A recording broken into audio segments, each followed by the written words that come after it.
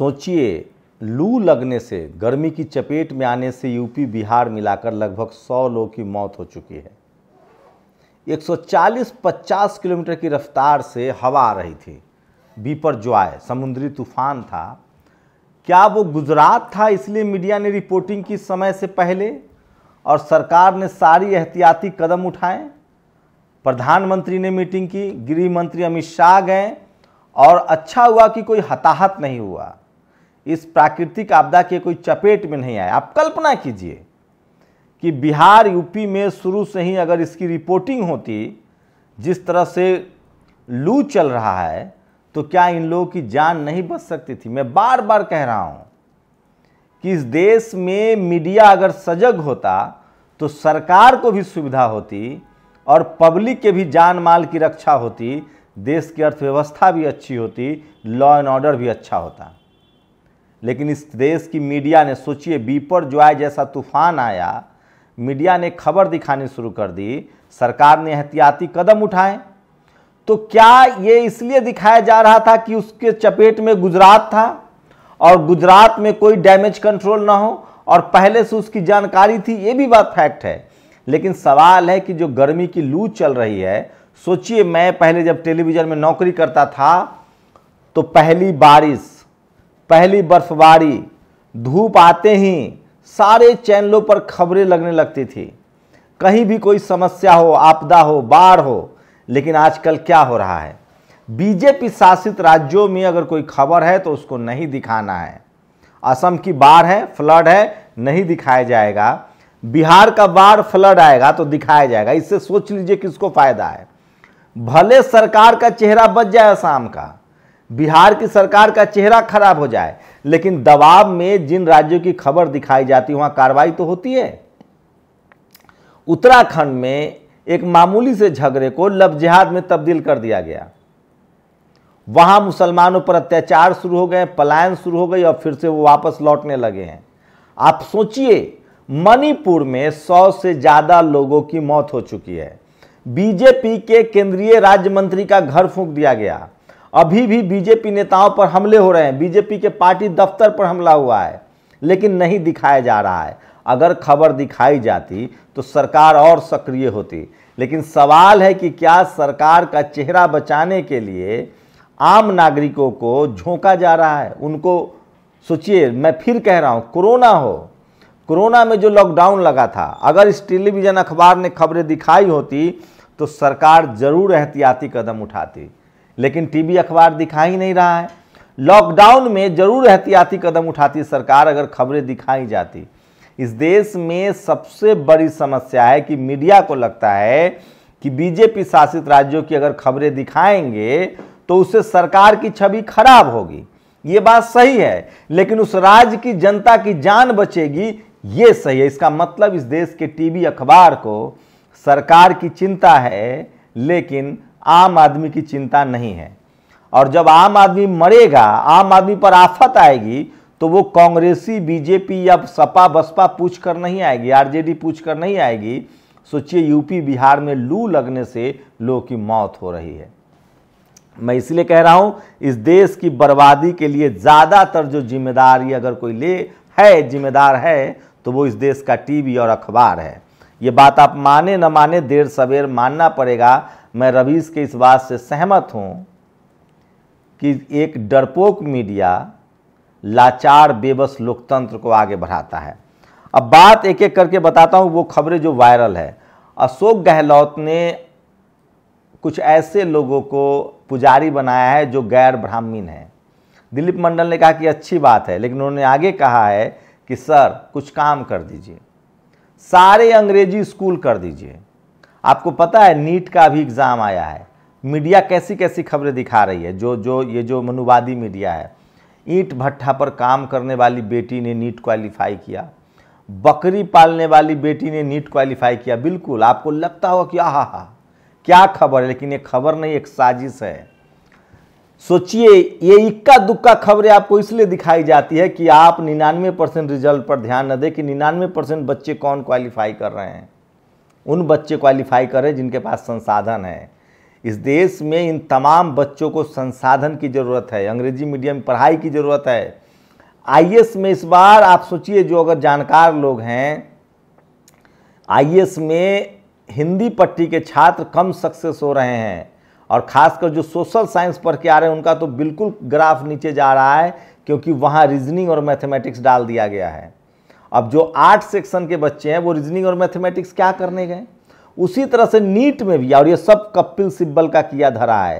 कांग्रेस जो सत्ता से बाहर हुई यूपीए 2 में, क्योंकि अर्जुन सिंह यूपीए 1 में मंत्री थे, उन्होंने ओबीसी को रिजर्वेशन दिया 2006 में, कॉलेज यूनिवर्सिटी में पहुंचाया, उनको साइड कर दिया गया, और कपिल सिब्बल आया, उसने नीट डॉक्टरी के एग्जाम के फॉर्मूले बदल दिए, आईएएस का फॉर्मूला बदल दिया, ताकि एससी एसटी ओबीसी और किसानों के बच्चे लाचार बेबस रहें, जो रीजनल भाषाओं में पढ़ते हैं वो क्वालिफाई न कर पाएं।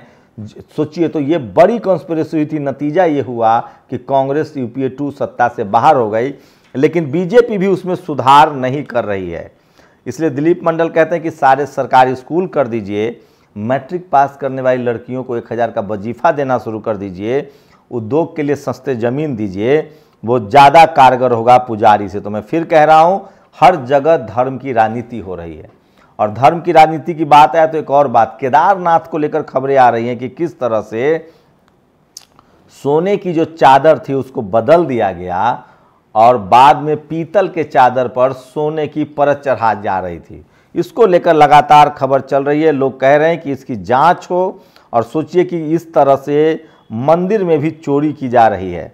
और उत्तराखंड के पुरोला में एक घटना को हिंदुत्ववादी संगठनों, नेताओं और पत्रकार अनिल आसवाल ने तथाकथित लव जिहाद का रुख कर दिया, और वहाँ किस तरह से मामला चला, लेकिन अब जाकर लोग वहाँ वापस आने लगे हैं। रायबरेली 30 लाख रुपए की लागत से बनी ये सड़क है, उसकी तस्वीर देखिए, जनता उसको कैसे उखाड़ के फेंक रही है। और सबसे ज़्यादा बुरी हालत है ट्रेनों की। यूपी बिहार में लू लगने से लोगों की मौत हो रही है, बिजली कट हो रही है, और वही ट्रेनों की हालत बहुत बुरी स्थिति में है। आपको रोज दिखाया जा रहा है कि वंदे भारत चल रहा है। देखिए, जनशताब्दी, शताब्दी, राजधानी या वंदे भारत, ये वो ट्रेनें हैं जिसका किराया लगभग फ्लाइट के बराबर है।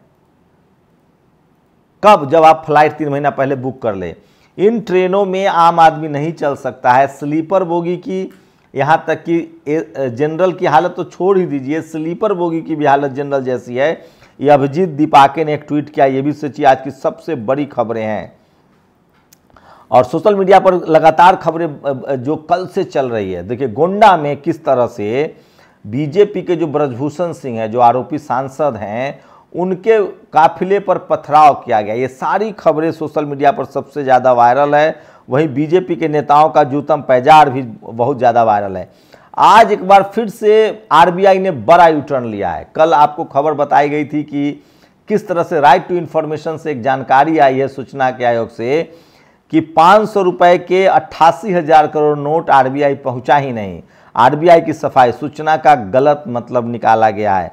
अब ये आरबीआई सफाई दे रही है, लेकिन ट्रेनों की हालत जो है वो लगातार दिन पर दिन खराब होती जा रही है। ये भी सोशल मीडिया पर वायरल खबर है, और इसलिए मैं कहता हूं कि सोशल मीडिया वो खबरें दिखाती है जो आपके लिए जरूरी हो। यूपी में भीषण गर्मी का कहर।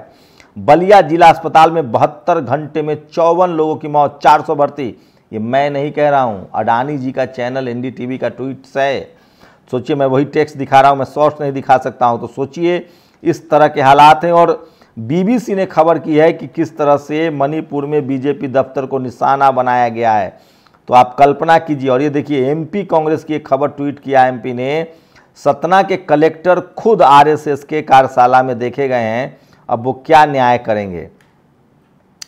सोशल मीडिया पर ये लगातार वायरल खबरें हैं जो आजकल वायरल है, और बीजेपी के लिए दिन अच्छे नहीं चल रहे हैं। भारत समाचार ने एक जो खबर दी है वो मैं आपको बता रहा हूँ किस तरह से। एक तो मेरठ की खबर है जो मैं बताऊंगा। शहर के एक बीजेपी नेता का वीडियो वायरल, महिला डांसर के साथ नाचते वीडियो वायरल, महिला गायकी, वो महिला कलाकार पर पैसे उड़ा रहे थे। तो ये भी खबर है। मनोज मुंशीर शुक्ला ने फाइनली माफ़ी मांग ली है, और कहना है कि जो डायलॉग्स हैं जिसको लेकर आपत्ति जताई जा रही है उसको मैं वापस ले रहा हूं। तो फिल्मों के लेकर लगातार विवाद है। यूपी के बलिया में लू से 54 की मौत पर। तो इस तरह की खबरें हैं। यूपी में एक और खबर बताऊंगा मैं आपको कि किस तरह से वहाँ लगातार बिजली कट हो रही है। ये भी खबरें सोशल मीडिया पर बहुत ज़्यादा वायरल है और इसलिए मैं कह रहा हूँ कि सोशल मीडिया ही सच्चा मीडिया है, सोशल मीडिया ही बहुजन मीडिया है। ममता त्रिपाठी ने एक बड़ा ट्वीट किया है जो मैं चाहता हूं कि आपको बताऊं। तो ये वो खबर थी जिसको लेकर दिलीप मंडल ने हमला किया। राजस्थान में अशोक गहलोत की सरकार ने 22 गैर ब्राह्मण पुजारी नियुक्त किए हैं। सवाल है अंग्रेजी स्कूल कब खोलेंगे, सवाल है लोगों को पैसा कब देंगे। और केदारनाथ में रात में सोने के पीतल से बदली गई प्लेटों पर फिर से पॉलिश करने की कोशिश, हम तस्वीरें नहीं दिखा सकते हैं। सोचिए इस तरह से भगवान के नाम पर चोरी हो रही है। और ममता त्रिपाठी ने लिखा है त्राहिमाम त्राहिमाम त्राहिमाम। पीआर, सोशल मीडिया और आंकड़ों से सरकार चल रही है। करे तेवर, सख्त निर्देश, तलब करना, गाल बजाने की विधाएं हैं जिसमें ये सरकार नंबर 1 है। पूरा यूपी भीषण गर्मी से लू से हलकान है। बलिया में 50 लोग की जान चली गई। बाकी शहरों में भी अघोषित कटौती बम्पर चल रही है। प्रभु श्री राम की अयोध्या जहां करोड़ों का तेल दीपोत्सव में जलता है, गर्मी से धू धू जल रहा है। तो पूरे यूपी में, बिहार में भी इस तरह की खबरें, हाहाकार मची हुई है। और राहुल गांधी का एक ट्वीट आया है बेरोजगारी को लेकर। पीएसयू समझते हैं जो पब्लिक अंडरटेकिंग कंपनियां होती हैं, जो कि भारत सरकार की कंपनियां, जिसको नवरत्न कहा गया है। बीएसएनएल में 1,81,000 रोजगार घटे। उन्होंने एक डेटा दिया है कि 2014 में 16,09,000 रोजगार थे, वहीं 2022 में मात्र 14,06,000 रोजगार रह गए हैं। BSNL, SAIL, MTNL, ACCL, FCI, ONGC हर साल 2 करोड़ रोजगार देने का वादा किया था।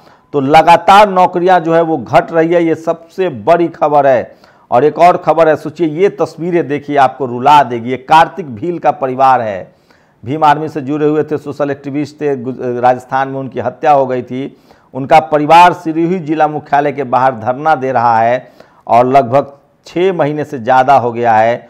कोई सूद लेने वाला नहीं है। तो दलित, पिछड़े, आदिवासियों की जो ये स्थिति है, इसको लेकर आपको सजग रहने की ज़रूरत है। हम लोग कोशिश करेंगे कि इस खबर को और कवर कराया जाए। तो एक और हेल्थ से जुड़ी हुई खबर है जो बहुत, हम तस्वीरें नहीं दिखा सकते हैं। जबलपुर में एक मजबूर पिता को अपने बच्चे का जो शव है वो झोले में ले जाना पड़ा।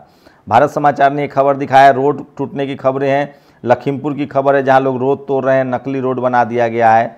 और यूपी से एक और पुलिस की रिपोर्ट आई है। मतलब ड्रामा एक से एक चल रहा है। यूपी पुलिस के एक इंस्पेक्टर इंजर्ड है और नकली ड्रिप लगाया जा रहा है। तो फोटो सेशन जो है वो करवाया जा रहा है। इस तरह की भी खबरें सोशल मीडिया पर वायरल है। ये आज की सारी बड़ी खबरें हैं।